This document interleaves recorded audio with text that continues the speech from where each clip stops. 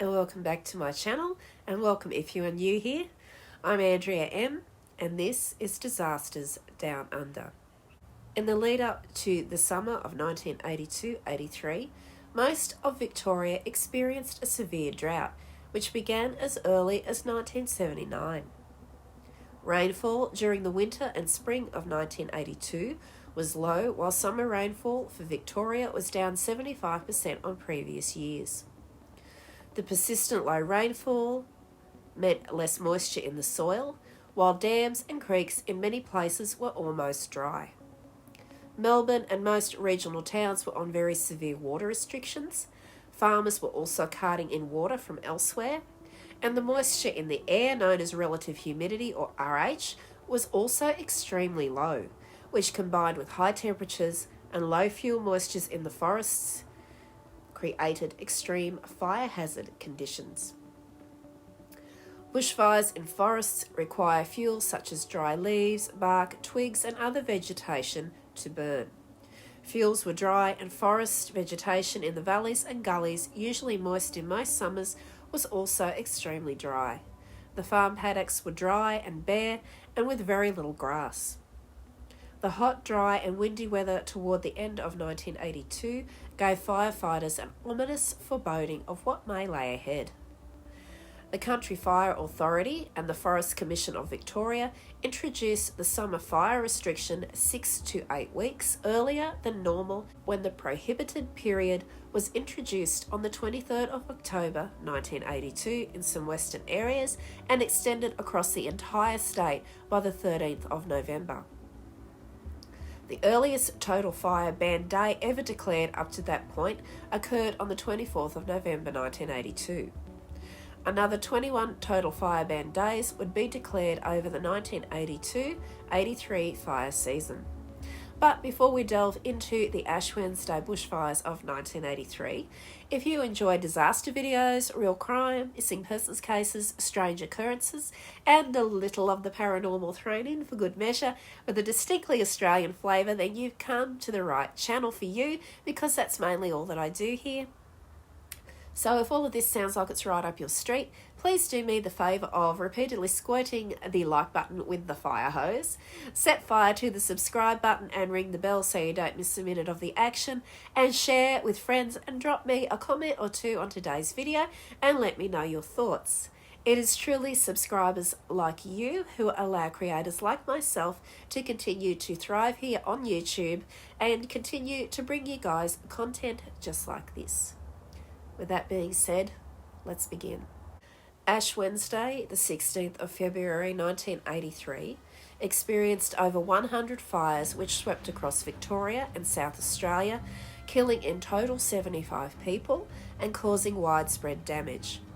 High temperatures, intense winds and low summer rainfall caused a high fire danger in Victoria's eucalypt forests.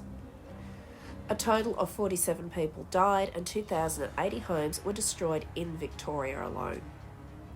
Many businesses, stores, equipment, machinery, stock and other private assets were also destroyed. The total cost of the property-related damage in Victoria was estimated to be over $2 million. In the lead up to that truly horrendous summer, an additional 610 summer crew were brought on to boost the Forest Commission's normal workforce of around 450 staff, and that would be in the offices and manning the phones, and 650 field crew. In 1982, the Commission contracted for 4 agricultural-type firebombing aircraft on a full-time basis throughout the entire fire season. Contracts were also let for 2 light helicopters, and as in previous years, arrangements were made to have additional light aircraft, firebombers and helicopters on standby when needed. Victoria also, for the second year of a trial, borrowed an RAAF C-130 Hercules carrying a modular airborne firefighting system, or a MAFS, from the US, and that was loaned to us from the Forest Service. It operated from the 3 major airfields in Victoria. A high-performance twin-engine command aircraft, Bird Dog, was also placed on contract and flown by a Forest Commission Victoria pilot. The National Safety Council of Australia, which was based at West Sale in Gippsland, expanded its aerial operations significantly during the 1982-83 bushfire season, and the Forest Commission arranged to use its large fleet of helicopters and fixed-wing aircraft. Between the 16th to the 25th of February 1983, more than 30 aircraft were engaged in the forest firefighting by the Commission, the most intensive air operations in Australia's history up to that point. The CFA, State Electricity Commission, and the Melbourne and Metropolitan Board of Works also hired fixed-wing aircraft for reconnaissance on an ad hoc basis, while Victoria Police also had its own air wing.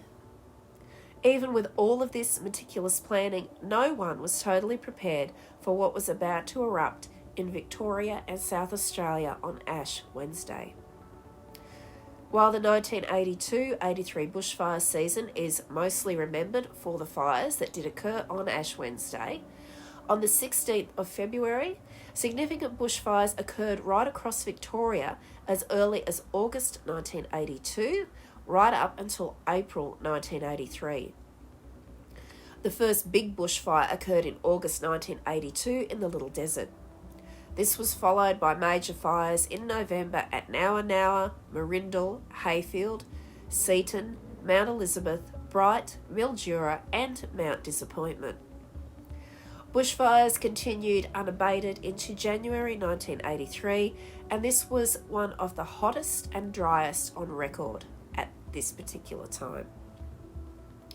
2 Forest Commission employees from Daylesford, Des Collins and Alan Lynch, lost their lives when the bulldozer they were operating was overrun by a 16,000 hectare bushfire at Greendale on Saturday the 8th of January 1983. They were the first Fire Commission Victoria employees to die in a bushfire since 1939, and this would shake the organisation to its core. However, sadly, their deaths were somewhat overshadowed by the 47 fatalities in Victoria on Ash Wednesday just a few weeks later, which included 14 firefighters. The hot summer continued when on Tuesday the 8th of February 1983, strong winds lifted an estimated 50,000 tonnes of dry soil from the sand in the Mallee Desert and created a vast dust storm across southern Australia, and this would go on to include Melbourne as well. The temperature in the city rose quickly as the north wind strengthened, and by 2:35 p.m, it had reached a record of 43.2 degrees Celsius, which would be around 100 Fahrenheit. The 300-metre high dust cloud stretched over 500 kilometres from Mildura to Melbourne and extended on a 150-kilometre wide front. It reached Melbourne by 2:55 p.m. and the sky went black. More significantly, the exact weather pattern that caused the dust storm was repeated 8 days later during the catastrophic Ash Wednesday bushfires. 2 weeks before Ash Wednesday, on Tuesday the 1st of February 1983, the weather forecast was for a very hot day with temperatures of 41 degrees Celsius and very windy conditions. The Country Fire Association declared a day of total fire ban. However, a fire was carelessly started by workmen using a metal grinder, and it broke out just north of the Macedon Ranges near Braemar College, And if you're finding the Macedon Ranges sound familiar to you, it has come up before in my previous videos as being the site where the infamous Hanging Rock is located, and also the notorious Gravity Hill Road. So 500 Forest Commission Victoria and Country Fire Association crew with 6 bulldozers and 76 tankers were deployed. The Fire Commission Victoria quickly had several aircraft over the fire and deployed the large MAFS fire bomber. The fire destroyed about 50 homes, but more significantly, the area burnt on the 1st of February 1983 would actually stop the East Trentham fire as it made its deadly run up the slopes of Mount Macedon on Ash Wednesday.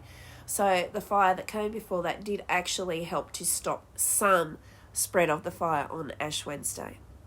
While in the far east of the state and largely hidden from media view, the Fire Commission Victoria and the Country Fire Association faced 2 large campaign bushfires over a 2-month period. The bushfires at Cairn River, which began in late January, with another later in March, were some of the largest in Gippsland since 1965. They burned a combined total of 253,000 hectares, under extreme drought and weather conditions with temperatures exceeding 46 degrees Celsius. Relative humidity was as low as 16%, with wind speeds exceeding 100 kilometres per hour. The campaign bushfires at Cairn River overlapped the Ash Wednesday fires and were a significant drain on departmental resources. In early March, there was a fierce 1,000-hectare bushfire in thick coastal heathland near Locksport on the southern shores of Lake Victoria, while the last major fire of the season was in the southern Grampians on the 22nd of April under warm and windy conditions. Overall, Fire Commission Victoria attended 878 fires totalling 486,030 hectares, as well as the above the 11-year average of 141,000 hectares. The Country Fire Association attended nearly 3,200 fires during the same fire danger period, and that brings us back to the day in question, Ash Wednesday, 1983. Over its 12-hour rampage, more than 180 fires, fanned by winds of up to 110 kilometres per hour, caused widespread destruction across Victoria and South Australia.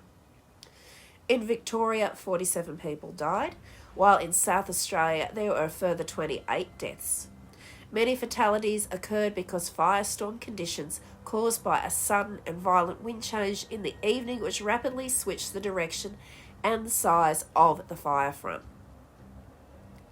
Major fires would then begin to break out at the following locations: East Trentham, Macedon, 29,500 hectares; Warburton, Powelltown, 44,500 hectares; Otways, Deans Marsh, Lorne, Great Ocean Road and Anglesea, 41,200 hectares; Belgrave Heights, Upper Beaconsfield, 9,200 hectares; Cockatoo, 1,833 hectares; Coogee and Ballingeesh, 50,000 hectares; Moonlight Head, 1,044 hectares. The speed and ferocity of the flames, aided by abundant dry fuels and a landscape immersed in smoke, made it almost impossible to suppress and contain the fires. In many cases, residents fended for themselves as the bushfires broke communications, cut off escape routes, and severed electricity, telephone, and water supplies. It was not possible to outrun the bushfires. Spot fires simply leapfrogged across the parched landscape, and there often seemed to be no distinct fire front, but instead hundreds of rapidly developing spot fires that eventually joined. In most cases, efforts to control the firestorms were too dangerous and ineffective, so were all but abandoned. The focus shifted to saving lives and property, as well as warning and evacuating people ahead of the advancing blaze. The fires destroyed approximately 2,090 homes, plus another 807 buildings in Victoria, while many businesses, stores, equipment, machinery, stock, and other private assets were also lost. The total cost of the property-related damage in Victoria was estimated to be over $2 million. So for a firestorm of this magnitude, the weather conditions play an extremely significant role. And as in the other disasters that we have explored here, there are usually 2 or 3 contributing factors to cause these disasters to happen in the first place, and we're going to explore the weather conditions on Ash Wednesday and what contributed to it being such a catastrophic event. So after a cool Sunday, when the temperature only reached 23 degrees Celsius, the temperature warmed to 34 degrees Celsius on the Monday. A total fire ban was declared for the Tuesday, which was a fine, warm and partly cloudy day with light winds and a top temperature of 31 degrees Celsius. Local fire authorities were then lulled by the forecast of more mild weather for the following day. But early on Ash Wednesday, the 16th of February 1983, at 6:30 a.m, the Bureau of Meteorology amended its predictions and a total fire ban was declared. By early morning, 104 fires were already burning in Victoria, but most were controlled or contained, but around 2 p.m, the situation escalated dramatically. Years of severe drought and extreme weather combined to create one of Australia's worst fire days since Black Friday in 1939. Clear skies and rising temperatures were observed. A front of cold air was situated in the Great Australian Bight off the coast of South Australia. The new Bureau of Meteorology forecast was for strong upper winds of 60 to 65 kilometres an hour at 1,000 metres, increasing to 70 to 90 kilometres an hour at 1,500 metres. The front caused the hot air in the centre of Australia to be drawn southwards, creating a hot, dry northerly wind over Victoria. As a result, temperatures in many places rose to over 40 degrees Celsius and the air moisture dropped again below 15%. By noon, the high pressure had not moved and a deep trough of low pressure with several cold fronts had moved into the bight of Western Australia. The squeezing up of the systems increased a pressure gradient which led to strong winds of up to 70 kilometres an hour at Tullamarine, where temperatures reached 43 degrees Celsius and the relative humidity dropped to less than 5%. So with an already hostile environment ready to explode, what happens next? The wind changed. Completely changed direction. A strong southwest wind change began moving through Victoria by early evening. It reached Framlingham near Warrnambool at 5:58 p.m, Lorne at the coast at 6:40 p.m, East Trentham at 8:45 p.m, Cockatoo at 9:05 p.m, and Warburton at 9:15 p.m. The erratic and violent wind change caused the fires to change both in direction and size. Prior to the change, under the prevailing northwesterly winds during the day, the fires had been relatively long and thin with a narrow front. But after the wind change, the long edge on the eastern flank of the fire switched to become the main front. The fire then became much broader and spread out in many fingers, with a long distance and spot fires up to 20 kilometres ahead of the main front being observed. Most of the life and property losses occurred in the hour or so following the wind change.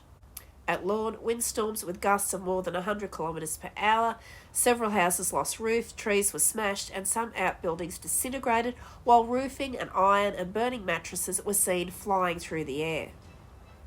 A fire tornado at Moggs Creek cut an 800-metre swath through the forest, and mature red ironbark trees up to 15 metres tall were uprooted and snapped off. And if you don't know what an ironbark tree is, it is exactly what it sounds like. It is one of Australia's most hardy hardwoods. It is like iron. And in fact, the house that I grew up in as a child, as I've probably mentioned before, was like the Conjuring house. It was extremely haunted, full of spirits, but it was also constructed of ironbark. And as a kid, I had the gross misfortune to be being a stupid kid and running around with my eyes shut. I ran into one of the walls and it just about knocked me out. Oh my God. I reverberated off the wall. It made a humming sound. So this and it was like running into something made out of iron or solid steel, something like that. So iron bark is extremely, extremely tough and very hard to break. It's also very hard to cut or do anything with because it is so strong. So for these huge trees to be getting uprooted and broken in half and thrown about, that is a massive, massive wind gust strength, and that just goes to show how much ferocity and power these fires actually had. The wind change also caused the fires to merge, like the Coogee Ballingesh fire near Warrnambool. 12 Country Fire Association firefighters in trucks from Narra and Panton Hill also lost their lives, unfortunately, on a narrow bush track at the Critchley Parker Junior Reserve at Upper Beaconsfield when the fire overran them following the very severe wind change. But by midnight, the temperature was slowly dropping to 24 degrees Celsius, with the relative humidity beginning to come up a little bit and hovering at around 40%. At about 4 a.m. on Thursday, a light drizzle began to fall as the temperature dropped even lower to 12 degrees Celsius at Powelltown. The spread of all the Ash Wednesday fires virtually stopped, but they hadn't completely gone out. Cooler weather on the Thursday allowed consolidation, back burning, and blacking out and patrols to continue. And in some miracle, heavy rain fell across Victoria during the week after Ash Wednesday, which would go on to extinguish most of the remaining smouldering edge. But this would bring another set of problems. In some cases, it would also go on to cause flash flooding and landslips. So, as with any disaster, a coronial inquest and investigation followed, as they needed to find an official cause of the Ash Wednesday fires, and that needed to be declared to help understand how the fire behaved and how to prevent and better respond in the future. So the official cause of some of the Ash Wednesday fires still remained unknown, but other causes included sparks from damaged and clashing electricity power lines, tree branches hitting power lines, as well as suspected arson. During the hectic 1982-83 summer period, personnel attended 878 fires, of which 823 affected the fire-protected area. The total area of the fire-protected area burnt was 486,030 hectares, which was well above the 11-year average, 141,000 hectares. Lightning caused 230 or 28% of all the fires, which was more than 3% above the 11-year average of 24.8%. 95 of these fires occurred during the 10-day period from the 21st of February. A further 149 or 18% of fires were attributed to deliberate lighting, in line with the 11-year average. A cause for great concern was the number of these fires which were lit on days known to be extreme fire hazard days. Only 29 fires exceeded 400 hectares, and of these, 13 exceeded 4,000 hectares.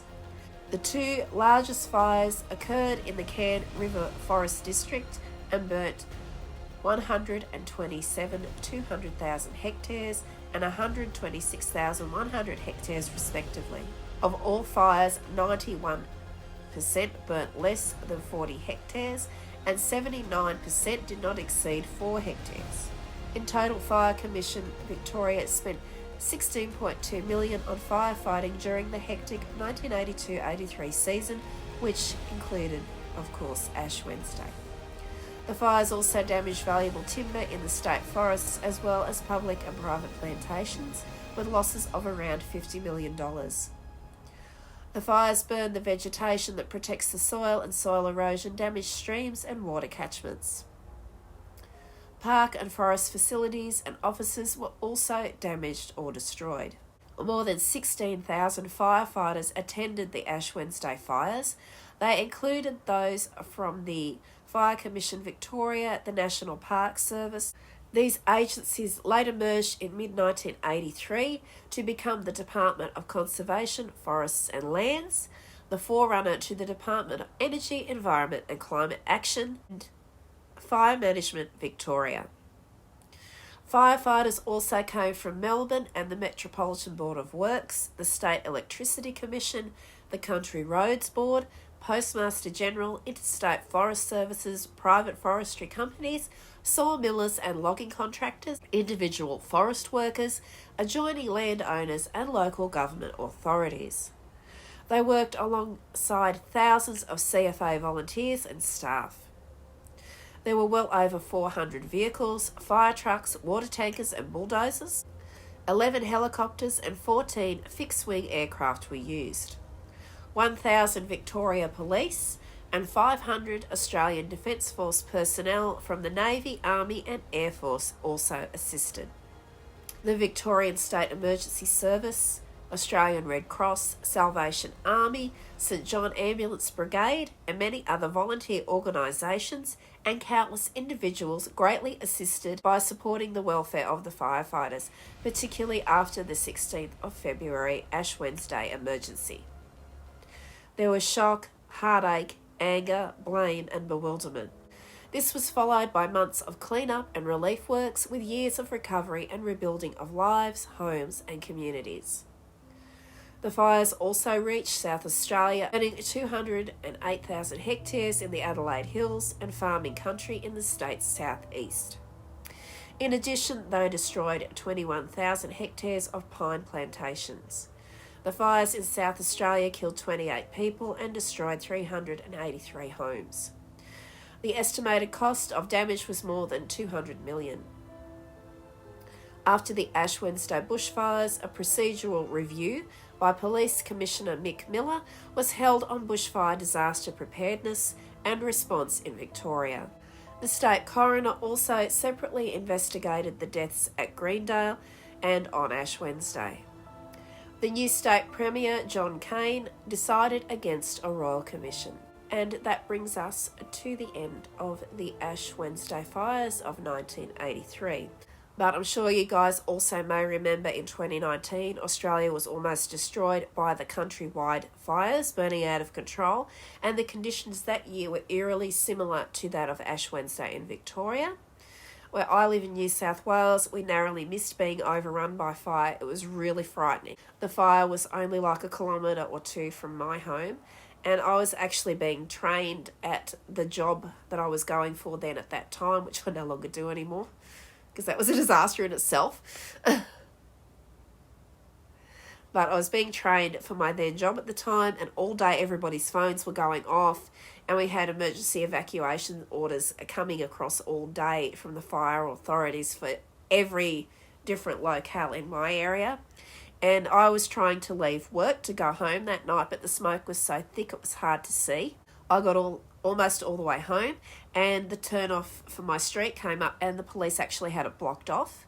So my husband had already gotten home before they blocked it off. So thankfully he was home with my cat. They were in the house and I couldn't get home. So I had to drive back into town because we lived just outside town, and I had to stay with his parents for the night. It was either that or sleep in my car in my work clothes, and everything was on fire, and it was absolutely terrifying. And I can remember his parents, God bless them though, they really did take good care of me, and they gave me dinner, and his mother gave me some clothes to wear because I only had my work uniform, and it was a horrible uniform. I was so glad I don't have to wear it anymore. But I remember I went out and his dad was sitting out on the veranda, and we could see, like where their veranda is, there's a river, and you could see across the river, and you could see that one of the locales around here was on fire, and you could see it was bright. It was so bright, it was lighting up the entire area. And I just had to sit there and watch it. As we watched, it started to rain. But it wasn't like rain that comes from the sky, if this makes sense. It was coming from the smoke. The smoke had formed clouds and it started to rain, but it wasn't enough to put the fires out. So I can easily imagine what it must have been like for these poor people in Victoria on Ash Wednesday and what they were feeling. So I had to just stay in town. I had called my husband and everything was fine at home. He said he couldn't see any fire from where he was, but it was literally just down the street from us. And it was just props to our firefighters. And we had the air cranes going across and the fixed wing aircrafts, and they were dumping the red fire retardant all over everything. And I can just remember when I did eventually get home, sitting on the veranda that weekend at our home and just watching the tankers going back and forth. It was absolutely crazy, and it was so scary. And they tell us, like, if there's a fire in your area and you start to see black leaves floating into your yard, or you've got black leaves in the yard, you need to leave, because that means the fire's very close. We had the black leaves in the yard, and at that particular time, because my husband was already home, he could also not leave the house. So it was a really, really, really scary time.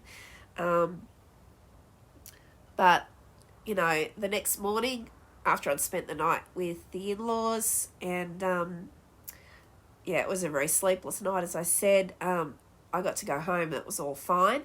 But, yeah, it was the longest 24 hours of my life. And I've never stopped being so grateful to our firefighters and the police that I still had my home and my hubby and my cat to return to. And I will be covering the 2019 fires in a future video, so please stay tuned for that.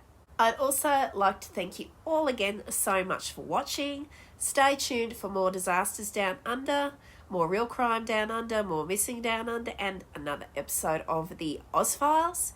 And I have a new segment coming soon, which will be called Unsolved Down Under, where I'll be looking at strange and unsolved cases throughout the history of Australia. So until then, guys, please stay safe, everyone. Have a great weekend, and I will see you all very, very, very soon. Bye.